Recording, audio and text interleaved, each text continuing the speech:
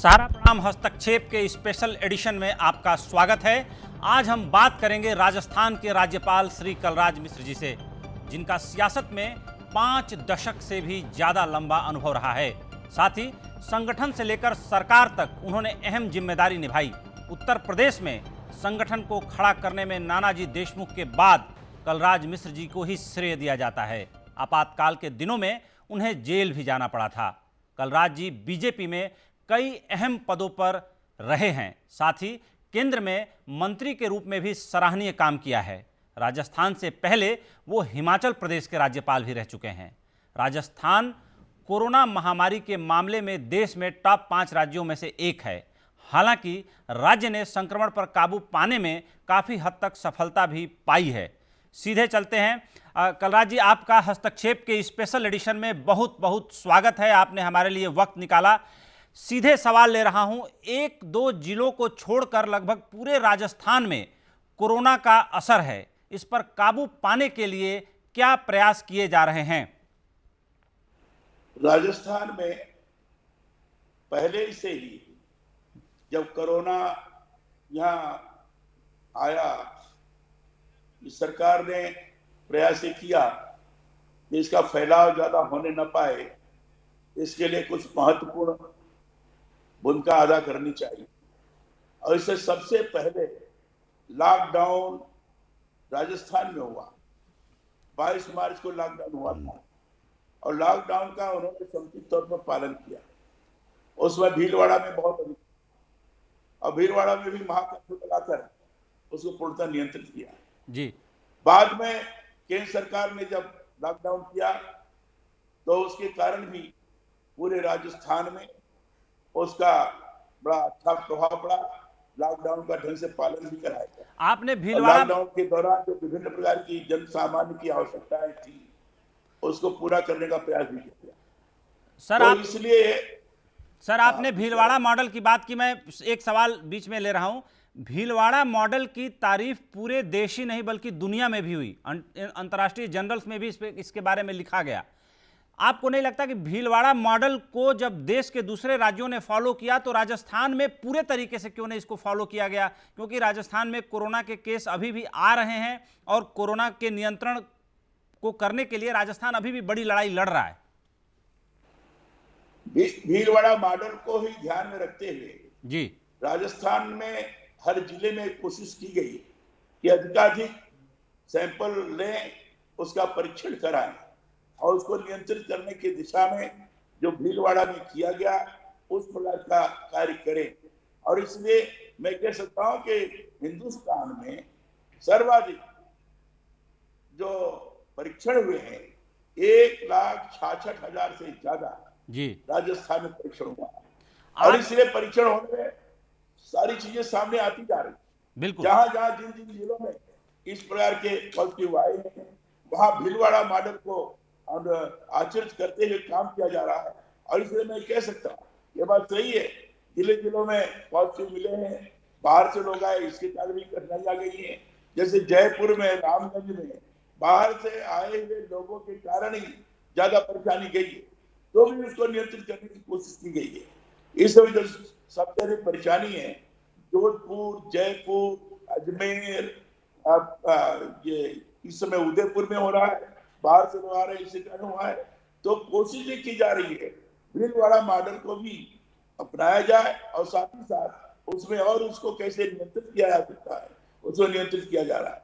आपकी जानकारी के लिए मैं कहना चाहूंगा जी कि यहाँ रिकवरी रेट भी बड़ी तेजी से हो रही है। जहाँ पॉजिटिव बढ़ते जा रहे हैं, आपने कहा, रिकवरी रेट भी काफी बढ़ रही है। आपने जो बात बताई उसको अखबारों के जरिए मैं भी नज़र रखे हुए था। जिस तरीके से इटली के कुछ सैलानी जयपुर घूमने आए, आपको सब जानते हैं, पूरी दुनिया जानती है कि देश के टॉप 3 जो कह सकते हैं कि पर्यटन स्थलों में राजस्थान के भी शहरों का नाम आ जाता है। तो इटली के लोग जो आए थे और वहाँ भर्ती हुए थे जयपुर में, उनको जो है HIV पॉजिटिव की दवा, टेबी फ्लू और हाइड्रोक्सी का एक कॉकटेल बना करके दिया गया था। और आपके राज्य के additional chief secretary health Rohit Kumar Singh ने इसमें काफ़ी महती भूमिका अदा की थी डॉक्टरों को फ्री हैंड दे करके हॉस्पिटल की व्यवस्था करने के लिए। उनकी काफ़ी अखबारों में, काफ़ी मीडिया में उनके काम की तारीफ भी हुई थी, और वो विदेशी सैलानी ठीक हो करके अपने अपने जगहों को वापस लौटे भी थे। लेकिन आगे आने वाले समय में जो एक स्पेशल डोज तैयार की गई थी दवाओं का कॉकटेल बना करके, मुझे नहीं लगता कि उसको आगे अप्रूवल मिला, क्योंकि आगे आईसीएमआर ने शायद अप्रूवल नहीं दिया। लेकिन 3-4 सैलानियों पर उन दवाओं का परीक्षण बेहद सफल रहा, और पूरे देश में जो है आपके additional chief secretary health Rohit Kumar Singh ji की तारीफ हुई, डॉक्टरों की तारीफ हुई, और सवाई मानसिंह हॉस्पिटल है उसके एडमिनिस्ट्रेशन की तारीफ हुई। लेकिन वो दवा का कॉकटेल आगे क्यों नहीं बढ़ाया गया? उस दिशा में राजस्थान ने परस्यू क्यों नहीं किया? देखिए, राजस्थान में उस दवा का उपयोग हो रहा है जी और ये भी मैं सवाई मानसिंह हॉस्पिटल की आपने बात की, जी। मैं डॉक्टरों की बड़ी तारीफ करूंगा, और विशेष रूप से वहाँ का जो मिस्टर भंडारी हैं और बाकी जो उनकी टीम है जी इन लोगों ने रात दिन एक करके काम किया, और आज भी वो दवा लागू की जा रही है, उससे लाभ हो रहा है। और मैं ये कह सकता हूँ कि इसीलिए मैंने प्रारंभ में आपसे कहा कि रिकवरी रेट भी यहाँ बढ़ती जा रही है। जी जो मरने की संख्या जरूर दिखाई पड़ती है, लेकिन जो कई तो ऐसे हैं जो मर गए, आए वहां उनका परीक्षण किया गया, पॉजिटिव निकले, इसका किसी का हार्ट फेलियर के कारण किया, तो कई चीजें हैं। लेकिन दवा यहाँ के डॉक्टरों ने अच्छी तरह से देने का प्रयास किया है, और कोरोना जैसे महामारी को रोकने की दिशा में इनका जबरदस्त प्रयास चल रहा है। और जिस तरीके से पूरे देश भर में ये चर्चा हुई कि एसएमएस के डॉक्टर्स ने विशेष तरह की दवा के माध्यम से कोरोना को रोकने का प्रयास किया है, ये बाकी जगह भी उस दवा का उपयोग किया जा रहा है, और यहाँ के डॉक्टर भी कर रहे हैं, अभी भी कर रहे हैं। एक अलग सवाल आपसे ले रहा हूं कि जयपुर, टोंक और कुछ जुड़े हुए जो इलाके हैं जहां पर कुछ मोहल्लों में विशेष समुदाय के लोग हैं, जहां पर कोरोना के केसेस बहुत ज़्यादा बढ़ते हुए देखने को मिले, और प्रशासन भी थोड़ा लाचार सा दिखा, क्योंकि माइनॉरिटी के लोग हैं, उनको रमज़ान शुरू हो गया, बहुत हद तक कंट्रोल नहीं किया जा सका। इस दिशा में कोई ठोस रणनीति सरकार ने और लोकल एडमिनिस्ट्रेशन ने क्यों नहीं बनाई, या उस पर काम क्यों नहीं किया गया? क्योंकि समझाने बुझाने से तो हर कोई भी समझ लेता है।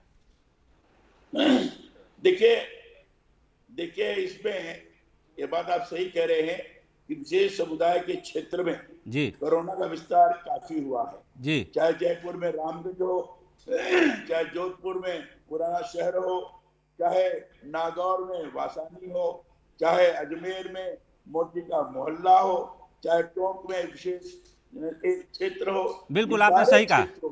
जी जी की चीज हुई है जी। लेकिन इसके बावजूद भी लोग वहां जा रहे हैं, लॉकडाउन का कड़ाई के साथ पालन हो इस बात का प्रयास कर रहे हैं। ये बात सही है कि 2-3 जगह हमारे पुलिस के साथ, जो पैरामेडिकल के लोग हैं उनके साथ, जो टीम है परीक्षण लेने की जा रही उनके साथ कुछ लोगों ने बदसलूकी की थी, लेकिन उसको भी लगातार प्रशासन के सक्रियता के माध्यम से ठीक करने की कोशिश की गई है। कई जगह लोग लॉकडाउन का समुचित तौर पर पालन नहीं किया, इसके कारण फैलाव ज्यादा बढ़ गया। रामगंज में थोड़ी बहुत देर बात हुई, अजमेर में भी ये चल पड़ी थी, और अभी जो जोधपुर में मैंने बात की थी, वहाँ के प्रशासन ने बताया कि पुराने शहर में इतनी घनी आबादी है कि घनी आबादी के कारण लॉकडाउन को जो प्रभावी तौर पर पालन कराना चाहिए वो नहीं हो पा रहा है, तो इसके कारण भी दिक्कत की। अगला सवाल ले रहा हूँ, उसको भी ठीक करने का प्रयास कर रहे हैं। जी जी जी, अगला सवाल ले रहा हूं। अचानक ऐसा क्या हुआ कि शुरुआती दौर में राजस्थान में स्थिति पूरे नियंत्रण में दिख रही थी, लेकिन बाद में यहां केस एक के बाद दूसरे राज्यों की तुलना में ज्यादा तेजी से बढ़ने लगे? इसके पीछे की क्या वजह आप मानते हैं? जो बाहर से लोग आए उसके कारण हुआ। जैसे रामगंज में ज्यादा बढ़ा, तो रामगंज में ओमान से कुछ सज्जन आए थे, और उनके कारण वो कई जगह मिले जुले, और उनके कारण रामगंज में ज्यादा फैलाव हो गया। इसी ढंग से अब नागौर में, जो मैंने आपको बताया, नागौर में भी वासानी क्षेत्र में बाहर से लोग आए जो काम करते हैं एक कस्बे विशेष में, वहां उसके कारण ज्यादा संक्रमित हुआ। अजमेर में भी मोदी का जो मोहल्ला है दरगाह शरीफ के पास, उसमें भी बाहर से आए, उसके कारण भी ज्यादा प्रभावी तौर पर हुआ। बांसवाड़ा में कुशलगढ़ का क्षेत्र है, वहां भी बाहर से आए उसके कारण फैलाव ज्यादा हुआ है। इस समय उदयपुर में बहुत तेजी से चला है, उदयपुर में बाहर से लोग आए, उसके कारण फैलाव ज्यादा हुआ। रोकने की कोशिश की जा रही है। टोंक में जो आपने कहा, टोंक में भी बाहर से ही आए जो जमाती उसके थे, अधिकांशतः यही सब लोग रहे। बाहर से आने के कारण टोंक में एक विकराल स्वरूप धारण कर दिया। तो जिन जिन स्थानों पर कोटा में जो हमने पता किया, समुदाय विशेष के अंतर्गत ही बाहर से कुछ लोग आए थे, उसके कारण कोटा में बड़ी तेजी के साथ फैलाव हुआ। तो ये दुर्भाग्यजनक रहा है कि बाहर से आने के कारण इसका संक्रमण हुआ, लेकिन उसको नियंत्रित करने की दिशा में प्रभावी तौर पर लॉकडाउन का पालन कराने की दिशा में काम भी किया गया, और इसका परिणाम ये हो रहा है कि क्रमशः नियंत्रित करते जा रहे हैं। और एक जरूर राजस्थान में लोगों ने अनुभव किया, मुख्यमंत्री से मेरी वार्ता होती है, ये अनुभव किया गया कि जितना अधिक से अधिक सैंपल लिया जाएगा उतना इस बीमारी को नियंत्रित करने में हमें सुविधा होगी, और इसे अधिक से अधिक रैंडमली सैंपल नहीं आएंगे। सर आपसे अगला सवाल ले रहा हूं के साथ साथ हम नियंत्रण भी करते जा रहे हैं। जी, कोटा की बात आपने की। कोटा शहर राजस्थान के लिए एक प्राइड सिटी बन गया है। जिस तरीके से वहाँ एजुकेशनल हब बना है और देश के हर कोने से बच्चे वहाँ आईआईटी के प्रिपरेशन के लिए आते हैं, ऐसे में पूरे देश के अन्य राज्यों के लिए भी कोटा एक ऐसा शहर रहा जहाँ सबने अपनी बसेज भेजी, हर आदमी ने अपने बच्चों को वहाँ से निकालने की कोशिश की। ऐसे में राजस्थान सरकार ने भी सहयोग दिया, लेकिन कोटा में मान लीजिए कुछ ऐसे बच्चे भी होंगे जो वहाँ पे बचे होंगे, जो नहीं जा पाए होंगे, अभी भी वहाँ रुके होंगे। मैं ये जानना चाहूँगा कि राज्य सरकार ने वहाँ जो लोग अभी भी हैं या जो पीछे के दिनों में थे, 10 दिन 5 दिन फिर बाद में उनको एविक्यूएट करके निकाल लिया गया, राज्य सरकार ने विशेष क्या कुछ इंतजाम कोटा में किया था ताकि जो वहाँ लोग रह रहे हैं उनकी विश्वास बहाली रहे, उनका सरकार नामक संस्था पे भरोसा रहे, और कम से कम ये तो फील करें कि हम राजस्थान में हैं तो यहाँ राजस्थान सरकार है? देखिए, इसमें कोटा में जैसे मैंने आपको बताया जी कि कोटा में एक विशेष मोहल्ला है जी, बस्ती है, उस बस्ती में ही इसका ज्यादा प्रचार प्रसार हुआ जी, और इसलिए आपने देखा होगा जी, कि कोटा में हजारों की संख्या में बाहर से आए हुए छात्र शिक्षा ग्रहण करते हैं। उनके ऊपर कोई असर नहीं, जो कि उस क्षेत्र विशेष में इसकी बढ़ोतरी हो रही थी, इसलिए लोगों के मन के अंदर भय का वातावरण निर्माण हुआ। इसलिए वहां के विद्यार्थियों ने अपने घर की तरफ जाने की इच्छा व्यक्त की, भेजा गया कुछ लोगों को, काफी लोगों को भेजा गया, लेकिन उनमें से कोई संक्रमित नहीं हुआ। बिल्कुल, संक्रमण कोई क्षेत्र विशेष नहीं था, लेकिन उसको रोकने की लॉकडाउन ही प्रमुख चीज है। पालन करवाने का प्रयास किया जा रहा है, लोगों को कहा भी जा रहा है घर में रहो, लोगों से कहा जा रहा है सोशल डिस्टेंसिंग मेंटेन करो, लोगों से कहा जा रहा है मास्क लगाओ, ये सारी चीजें कराने की कोशिश की जा रही है।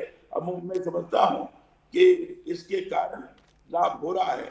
कोशिश ये भी की जा रही है कि जिस क्षेत्र में इस प्रकार से फैलाव है उसको प्रभावी तौर पर कर्फ्यू लगाकर इस तरीके से कर दिया जाए कि बाहर से लोग आ भी न सकें और यहाँ से कोई जा भी न सके। ये करने का प्रयास किया जा रहा है, बिल्कुल किया जा रहा है। बिल्कुल। आईसीएमआर ने जयपुर के बाद जोधपुर के राजकीय मेडिकल कॉलेज को प्लाज्मा से इलाज करने के ट्रायल की अनुमति दी। बाकी मेडिकल कॉलेजों में भी इसकी अनुमति लेने के निर्देश मिले हैं। इस दिशा में अब तक जो प्रक्रिया आगे बढ़ी है उसके बारे में आपकी कोई सरकार के अधिकारियों से या सीएम से या डॉक्टरों से कोई बातचीत, कोई जानकारी आपने ली? हाँ, मैंने एसएमएस के डॉक्टर टाटा भंडारी हैं जो प्रिंसिपल है वहाँ के जी, उनसे मैंने वार्ता किया जी, और उन्होंने कहा कि प्लाज्मा थेरेपी लाभकारी हो सकती है, हम करने जा रहे हैं। रोहित कुमार सिंह जी का नाम लिया आपने, मेरी रोहित कुमार सिंह जी से बात हुई थी। जी, जी, जी, उन्होंने कहा कि प्लाज्मा थेरेपी हम प्रारंभ करने जा रहे हैं और मुख्यमंत्री से जी बात हुई। मेरी लगभग लगातार वार्ता होती रहती है। मैं भी जिलों में फोन के माध्यम से, दूरभाष के माध्यम से जी, वहाँ के कलेक्टर से, वहाँ के अधिकारियों से, वहाँ के विधायकों से, वहाँ के एमपी से, सबसे बात कर रहा हूँ और वहाँ से भी फीडबैक मिल रहा है और उस फीडबैक के आधार पर मेरी मुख्यमंत्री से वार्ता भी होती है। जाहिर सी मैं अपनी बात बताता हूँ, उनको जानकारी भी होती है, वो भी बताते हैं। जी, तो जी, आपस में इंटरेक्शन चलता जी, है और इस इंटरेक्शन के आधार पर मेरे द्वारा से क्या सुझाव है, उनके तरफ से क्या हो रहा है, ये वो बताते हैं। उसका लाभ प्राप्त हुआ है और इसलिए मैं कह सकता हूं, ये बात सही है कि दिखने में तो ज्यादा संख्या दिख रही है, लेकिन रिकवरी उसी तरीके से तेजी के साथ हो रही है, ये मैं कह सकता हूं। तो अगर अगर मैं आपसे सवाल पूछूं कि आपके अनुभवों का पूरा लाभ अशोक गहलोत जी और राज्य प्रशासन उठा रहा है? देखिए, मेरा अनुभव, क्योंकि मैं लगातार क्षेत्र में काम करता रहा हूं जी संवेदनशील होने के नाते, इस बार के महामारी के आने के पश्चात मैं अपने को रोक नहीं पाता हूं, जी और जी इसलिए सब तरह संपर्क स्थापित करते हुए मुख्यमंत्री से खुलकर बात करता हूं। जी मेरी मुख्यमंत्री में आपस का सामंजस्य बड़ा प्रभावी है। बिल्कुल। सभी, किसी मंत्री से बात करनी पड़ती है तो मंत्री से बात करता हूं। सब लोगों का मेरे प्रति भी सहयोग का भाव रखा है और मैं लगातार उनको सहयोग देने का प्रयास करता हूं। भारतीय जनता पार्टी के लोगों से भी वार्ता होती है, उन नेताओं से भी चर्चा चलती है, और वो भी इस बात पर सहमत होते हैं कि जहां कमियां हैं उसको बताकर उसको कैसे दूर किया जा सके, ये करने का प्रयास भी होता है। तो सब मिलाकर सब लोग एकजुट होकर काम करने का प्रयास कर रहे हैं।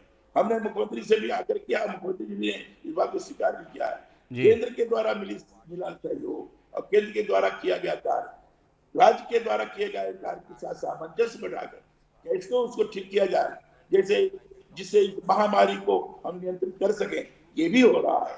तो हर प्रकार की कोशिश ये की जा रही है कि जनता को दिखाई पड़े कि महामारी के दौरान एकजुटता बनी हुई है। बहुत अच्छी बात कही सर आपने, और ये तो व्यक्ति व्यक्ति पे निर्भर करता है। आप जैसा सदाशय व्यक्ति, शीलवान व्यक्ति रहे तो जाहिर सी बात है ये चीज़ वहाँ अच्छी ही होगी। चीन से कई कंपनियां अपना कामकाज समेट रही हैं। इन कंपनियों को राजस्थान लाने के लिए राज्य सरकार तैयारी कर रही है। एक टास्क फोर्स भी इसके लिए काम करेगी। इसके बारे में आप तक कोई बात आई, आपने कोई चर्चा की, कोई जानकारी हासिल की?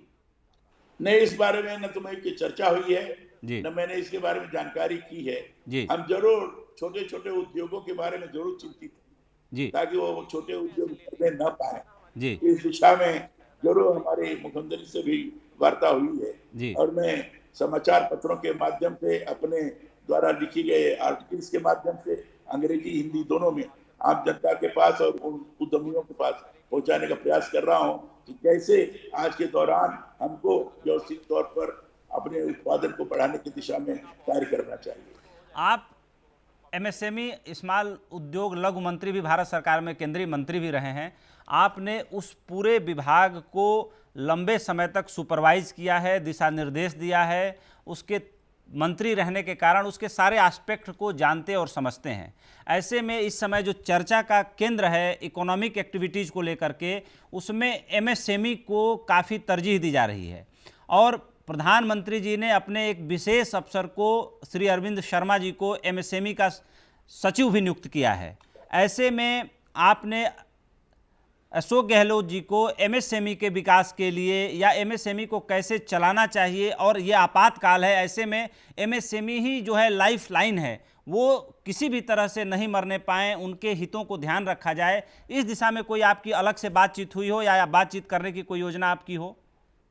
देखिए, प्रधानमंत्री जी स्वयं इस दिशा में चिंतित हैं और इसको गंभीरता के साथ इन्होंने लिया है जी और एसएमई को प्राथमिकता देते हुए जी उन्होंने स्वयं घोषणा की है कि बहुत बड़ा पैकेज इसके लिए सुनिश्चित किया जाएगा। जी नितिन गडकरी जी ने भी कई सुविधाओं के बारे में इस पर चर्चा की है। जी राज्य स्तर पर कई बार श्रीमान अशोक गहलोत जी ने, मुख्यमंत्री जी ने, ऐसे छोटे छोटे उद्योग मरने न पाए, इसको कैसे आगे बढ़ाया जा सके, मेरी वार्ता भी हुई है और उस पर वो स्वयं चिंतित हैं। उनके उद्योग मंत्री भी इस दिशा में कार्यरत हैं। उन लोगों की तरफ से घोषणा करने की कोशिश की जा रही है और यहाँ एमएसएमई पोर्टल भी उन्होंने बनाया है। उस पोर्टल के माध्यम से जो भी उद्यमियों को कठिनाई जाए, अगर उसको करेंगे तो किया जाएगा। ये एडिशनल चीफ सेक्रेटरी है हमारे श्रीमान सुबोध अग्रवाल, वो भी इसी को देखते हैं, जो प्रिंसिपल सेक्रेटरी होते, वो भी इस दिशा में बड़े सजग हैं, सतर्क हैं, छोटे उद्यम मरने न पाए इस दिशा में लगे हैं। उनसे मेरी चर्चा भी हुई थी कि किस माध्यम से चीजें हो सकती हैं। Revival and rehabilitation of the enterprises, जो बड़े हुए उद्योग हैं, उसको कैसे पुनर्जीवित किया जा सकता है, इसमें भी चर्चा हुई है। तो समय समय पर चर्चा, कभी लघु उद्यमियों को आगे बढ़ाने के लिए, लघु उद्योगों को आगे बढ़ाने के लिए केंद्र से लेकर प्रदेश तक सभी बात को प्राथमिकता दे रहे हैं कि इसको कैसे आज के दौर में बढ़ावा दिया जाए। आगे बढ़ रहे हैं सर। कई राज्य सरकारें केंद्र सरकार से बड़ा राहत पैकेज की मांग कर रही हैं, राजस्थान भी उनमें से एक राज्य है। इसको लेकर के आपकी क्या राय है कि राजस्थान को प्राथमिकता के तौर पर राहत पैकेज दिया जाना चाहिए या राजस्थान को अन्य राज्यों के बाद अभी थोड़ा इंतजार करना चाहिए? देखिए, इस कोविड-19 के अंतर्गत लॉकडाउन के दौरान आर्थिक दुर्दशा सभी जगह की हुई है और स्वाभाविक है सभी केंद्र की तरफ उन्मुख है। सब चाहते हैं कि हमें एक अच्छा खासा आर्थिक पैकेज प्राप्त हो। ऐसे राजस्थान प्रदेश भी उस दिशा में प्रयत्नशील है, ये भी अपना वार्ता कर रहे हैं। हमारी इस मामले में मुख्यमंत्री से वार्ता हुई, मुख्यमंत्री जी ने कहा कि हमने वैसा बात तो की है और वो प्रधानमंत्री से चर्चा कर रहे हैं। अब प्रधानमंत्री या भारत सरकार किस तरीके से इसको करती है उसके ऊपर निर्भर करता है। बिल्कुल बिल्कुल। राजस्थान में भी चूंकि लघु उद्योगों का एक बड़ा केंद्र है, तमाम जगहों से दूसरे राज्यों के प्रवासी मजदूर राजस्थान के भी अन्य शहरों में आते हैं और राजस्थान के भी बहुत सारे लोग दूसरे शहरों में फंसे हुए हैं। ऐसी स्थिति में चूंकि केंद्र सरकार ने भी श्रमिक ट्रेनों को चलाने की परमिशन दी, सरकार ने भी, राज्य सरकारों ने भी बसों के जरिए अपने लोगों को मंगवाया। राजस्थान सरकार ने क्या ठोस नीति बनाई? अपने लोगों को दूसरे राज्यों से वापस मंगाने के लिए बसेज भेजी गई या राजस्थान सरकार ने भी ट्रेनें चलाने की मांग की? राजस्थान सरकार ने सब जगह नोडल अफसर तय कर दिए हैं जी, और हर जिले से जी, उन्होंने लिस्ट भी मांगी है, लोग लिस्ट बना के दे रहे हैं, ऑनलाइन उनका रजिस्ट्रेशन भी हो रहा है और ऐसे लोग बाहर से लाए जा सकें उसके लिए क्रम वाइज राजस्थान सरकार व्यवस्था करने का प्रयास कर रही है। लेकिन मेरे हिसाब से मुझे लगता है यह लॉकडाउन में क्रमशः इन प्रकार के उद्योगों को प्राथमिकता देकर उनको खोलने की भी छूट देने जा रही है। तो ऐसे समय में श्रमिकों को रहना चाहिए, ऐसा मैं समझता हूँ। लेकिन चूंकि अब काफी तो लोगों को लगने लगा है कि पता नहीं क्या होगा, कैसे होगा, अपने स्थान पर जाना चाहते हैं, तो उसके लिए राजस्थान सरकार को मुझे जानकारी प्राप्त हुई है, जो मुख्यमंत्री से वार्ता हुई है, उसके लिए अलग अलग लिस्ट हर जिले से दी जा रही है और उसके आधार पर जिन प्रदेशों में लोग हैं उन प्रदेश सरकारों से भी संपर्क स्थापित करके उनको लाने का प्रयास किया जा रहा है। लॉकडाउन 3 में राजस्थान से लगी सभी सीमाओं को सील किया गया है और ऐसी जानकारी मिल रही है कि दूसरे राज्यों से किसी तरह पहुंचे लोग सीमाओं पर भटक रहे हैं। क्या मानवीयता के आधार पर उनकी व्यवस्था के लिए कोई कदम नहीं उठाए जाने की जरूरत समझ रहे हैं आप? इस संबंध में मेरी मुख्यमंत्री से वार्ता हुई थी जी, और मुख्यमंत्री जी का ये कहना है कि जिन लोगों का जानकारी हमें है उन लोगों को जिनको अनुमति दी गई थी उन लोगों को तो ला रहे हैं। बाकी के बहुत सारे ऐसे हैं जिनके बारे में जानकारी नहीं है, लेकिन उन लोगों को भी लाया जाएगा, किसी को वहां भटकने नहीं दिया जाएगा, ऐसा मुख्यमंत्री से वार्ता हुई, उन्होंने बताया। जी, कुछ दिन पहले तक कुल 17 लाख मजदूर अपना पंजीयन करा चुके थे। इनमें से 10 लाख मजदूर वापस राज्य आना चाहते हैं और 7 लाख मजदूर राजस्थान से जाना चाहते हैं। इस संबंध में अब तक कितनी बात आगे बढ़ी, कितने लोगों को भेजा गया, नहीं भेजा गया, इस बारे में कोई सर जानकारी आपको या कुछ बताना चाहेंगे? देखिए, इस संबंध में तो सही जानकारी सरकार ही दे पाएगी जी, लेकिन इस दिशा में इतना मैं कह सकता हूँ, शासन इसके बारे में विचार भी कर रहा है, सोच भी रहा है कि किस ढंग से जो बाहर हैं प्रवासी राजस्थानी उनको यहाँ लाया जाए और यहाँ से जो लोग अपने प्रदेश में जाना चाहते हैं उस प्रदेश के लोगों को बताकर जो भी वहाँ उनके प्रभारी हैं, अफसर जो है प्रभारी और यहाँ जो प्रभारी हैं, जो दोनों का समन्वय बैठा रहे हैं, उनके माध्यम से किस ढंग से किया जाए, ये बातें चल रही है। इसमें कितना होगा, क्या होगा, ये जानकारी सही तौर पर आपको राज्य सरकार ही प्रदान करती है। बिल्कुल। आगे बढ़ रहे हैं सर। राजस्थान में बड़ी संख्या में विदेशी सैलानी आते हैं। इटली के एक शख्स से ही राजस्थान में कोरोना की शुरुआत हुई। अब तक विदेशियों को लेकर के क्या कार्रवाई की गई? विदेशों के कितने लोग अभी भी राजस्थान में फंसे हुए हैं और उनकी किस तरह से निगरानी रखी जा रही है? हालांकि पहले हमने इस पर चर्चा की, लेकिन ये सवाल मैं अलग से ले रहा हूं कि जो कोई ये सूचना कि अभी तक कितने विदेशी राजस्थान में हैं या उनकी सब जगह से इवैक्यूएशन फ्लाइटें आई, सब जगह से लोग चले गए, या राजस्थान में अब कोई विदेशी नहीं है, सारे लोग जा चुके हैं? और जो एक्सपोजर का एक डर था कि फॉरेनर्स के कारण, आपने भी बोला कि सबसे ज़्यादा एक्सपोजर उनके कारण ही हुआ क्योंकि विदेशी सैलानी राजस्थान में अलग अलग शहरों में खूब आते हैं, तो अब क्या स्थिति है? अब विदेशी सैलानी हैं, निगरानी में है, या सब जा चुके हैं?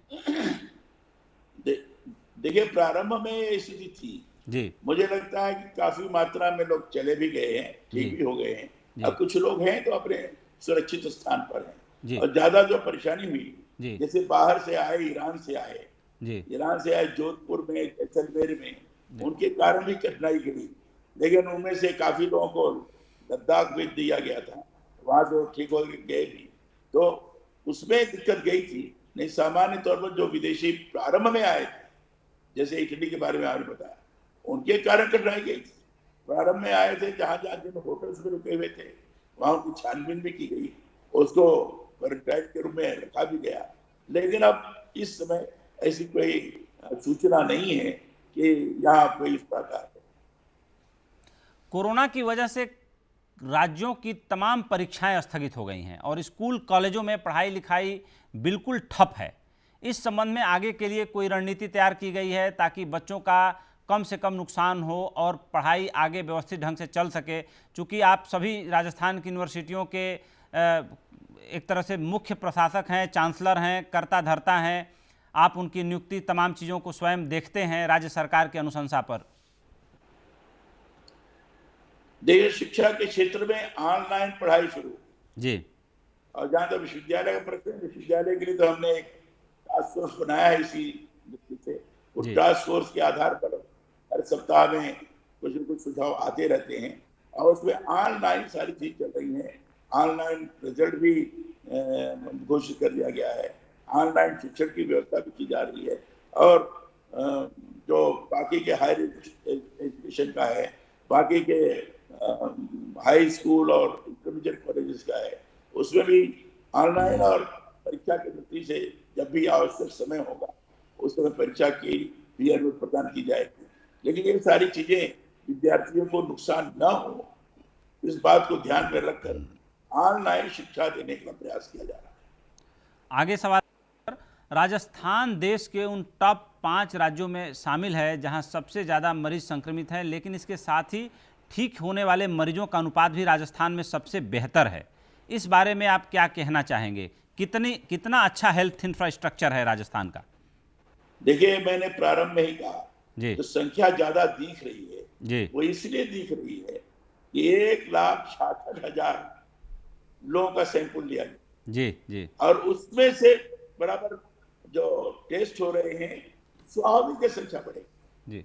और संख्या चूंकि सामान्य रूप से संख्या बढ़ी है, लक्षण मिल रहा है, तुरंत उसको अलग उनको रखा जाए, आइसोलेशन में रखा जाता है और वो जल्दी ठीक हो जाते हैं।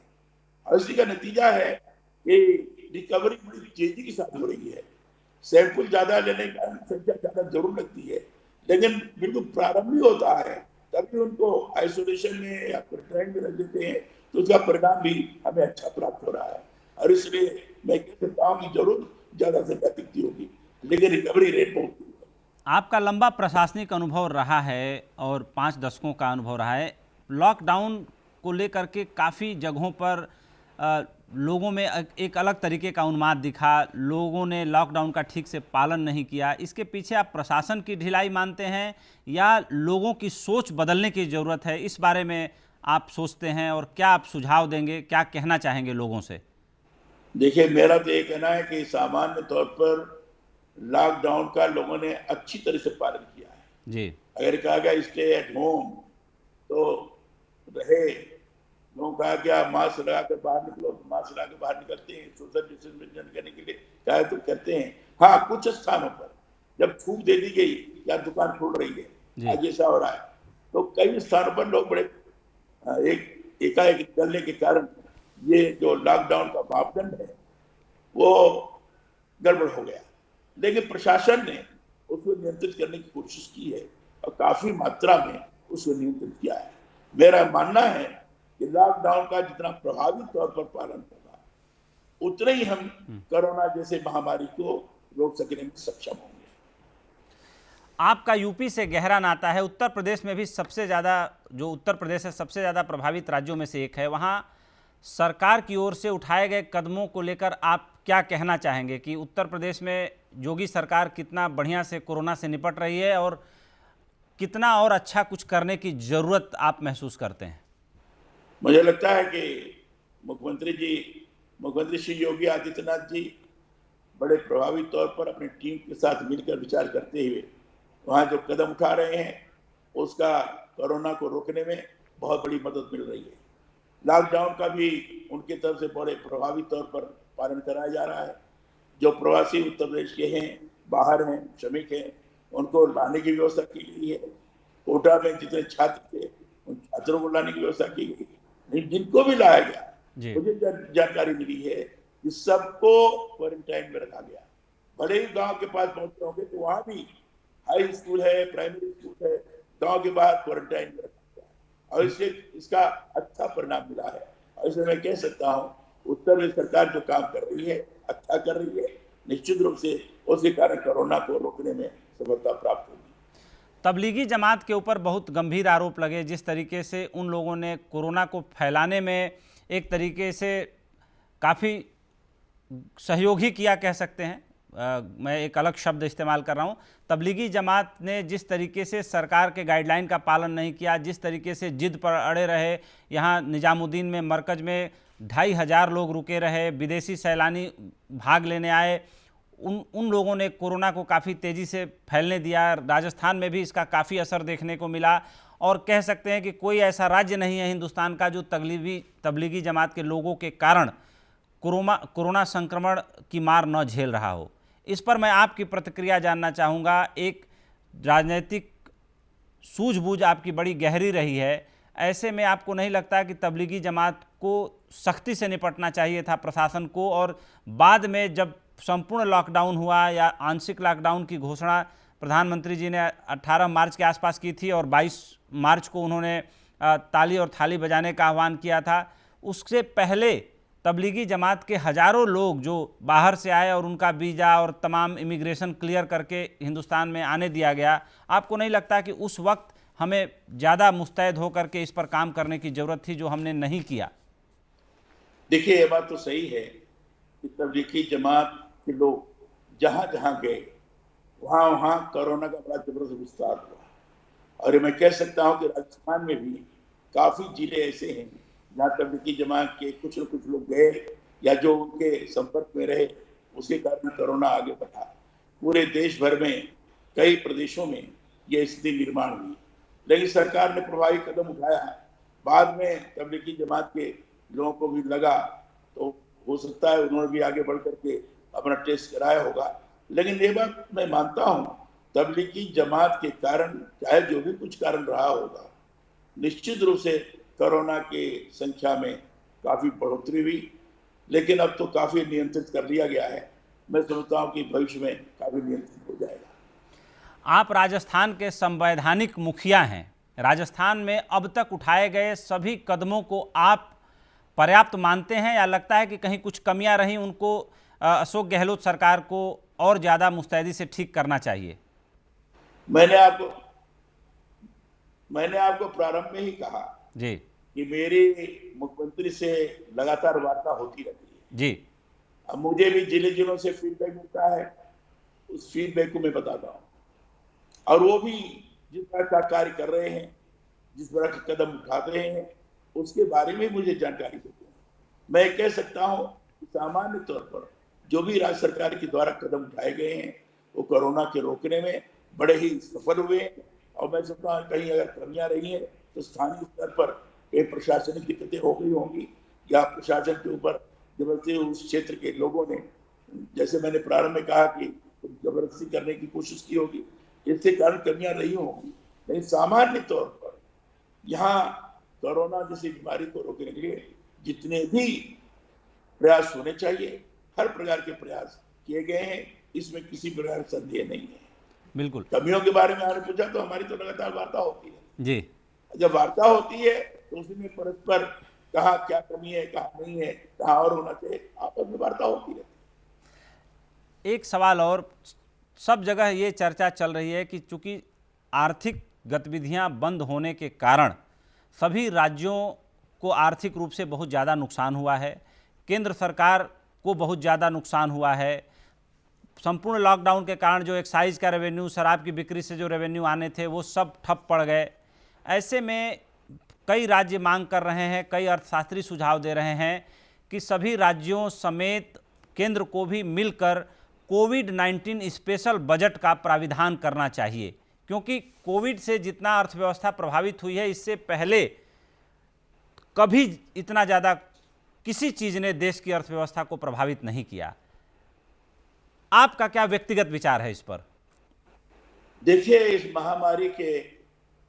महामारी के आने के पश्चात जब पूरे देश भर में लॉकडाउन हुआ, उसके पहले भी और लॉकडाउन के बाद भारत के प्रधानमंत्री ने सभी मुख्यमंत्रियों से समय समय पर वार्ता की है जी, लॉकडाउन के बारे में वार्ता की है जी, और व्यवस्था के बारे में वार्ता की। और आज भी वार्ता कर रहे हैं 3 बजे से। करते जा रहे हैं, लगातार वार्ता करते जा रहे हैं जी, आज भी 3 बजे से वार्ता होने वाली है। जी, जी, तो वो वार्ता करने के बाद राज्य सरकारों से और केंद्र सरकार अपने जो मंत्रिमंडल से वार्ता करने के बाद आर्थिक स्थिति को कैसे सुधारा जा सकता है, इस पर निश्चित रूप से वो लोग अपना कोई न कोई आगे योजना बनाएंगे और ऐसी योजना बनाएंगे कि आज के इस कोरोना महामारी के अंतर्गत कैसे हम व्यवस्था को ठीक कर सकते हैं, इस बात की चिंता लोग कर रहे हैं।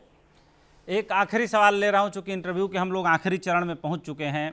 5 दशक से ज़्यादा का राजनीतिक अनुभव आपका रहा है, सामाजिक जीवन रहा है, लोगों से ग्रॉस रूट से आप जुड़े रहे हैं। आपका दरवाज़ा 24 घंटे सबके लिए खुला रहता है। हमेशा जब आप सार्वजनिक जीवन में थे, अब आप सब संवैधानिक कुर्सी पे हैं। राजनीति कितनी बदल गई है? आपने अटल जी का भी दौर देखा, अडवाणी जी अटल जी का दौर देखा, आपने भारतीय जनता पार्टी को अस्तित्व में आते हुए देखा, आप इमरजेंसी में जेल भी गए, आप जनसंघ में भी रहे। तब से लेकर के अब तक राजनीति कितनी बदल गई है, ये आपके मुंह से जरूर लोग जानना और सुनना चाहेंगे, इसलिए मैं आपसे सवाल पूछ रहा हूं। देखिए, राजनीति की कुछ मान्यताएं होती हैं, मर्यादाएं होती हैं जी। उस मान्यताओं और मर्यादाओं को समय के अनुरूप पहचान कर उसको स्थापित रखते हुए जी, कैसे राजनीतिक मूल्यों को हम बरकरार रखें और कैसे राजनीति के माध्यम से जो सुव्यवस्था होने जा रही है, जन कल्याणकारी कार्य होते जा रहे हैं, आम जनता को लाभान्वित करने का प्रयास हो रहे हैं, उसके अनुरूप योजना बनानी चाहिए। आज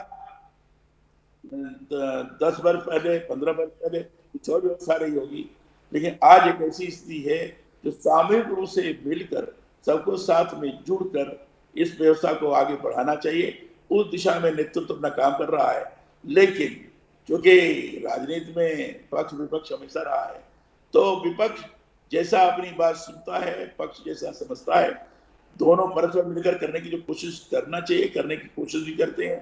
कुछ लोगों को लगता है ठीक नहीं है, कुछ लोगों को लगता है बहुत अच्छा है, तो उसे कभी कभी तू मैं भी उड़ जाती है। यह हमेशा रहा है।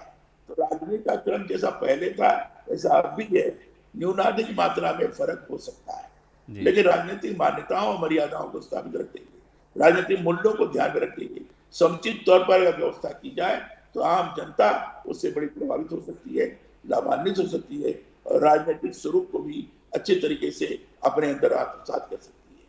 आपने सहारा न्यूज़ नेटवर्क से बातचीत करने के लिए वक्त निकाला, मैं दिल की गहराइयों से सहारा न्यूज़ नेटवर्क की तरफ से आपको बहुत बहुत धन्यवाद देता हूं। तो ये थे कलराज मिश्र जी, जो राजस्थान के मौजूदा गवर्नर हैं। 5 दशकों से इनका राजनीतिक जीवन देश के सामने रहा है। आपने जिस तरीके से राज्य का संवैधानिक दायित्व रखते हुए, संवैधानिक मुखिया होने के बावजूद भी जिस तरीके से प्रशासनिक अमले से, मुख्यमंत्री से सामंजस्य रखते हुए अपने अनुभवों का लाभ राजस्थान के लोगों को दिया है, राजस्थान सरकार को दिया है, वो काबिले तारीफ़ है। आज हस्तक्षेप के स्पेशल एडिशन में बातचीत का सिलसिला हम यहीं पे बंद करते हैं। रात्रि 8 बजे हम फिर हाजिर होंगे हस्तक्षेप के साथ। तब तक के लिए हमें इजाज़त दीजिए। सहारा प्रणाम।